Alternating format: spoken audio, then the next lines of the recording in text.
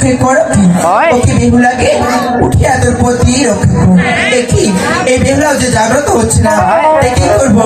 ওরে চাঁদ রাতে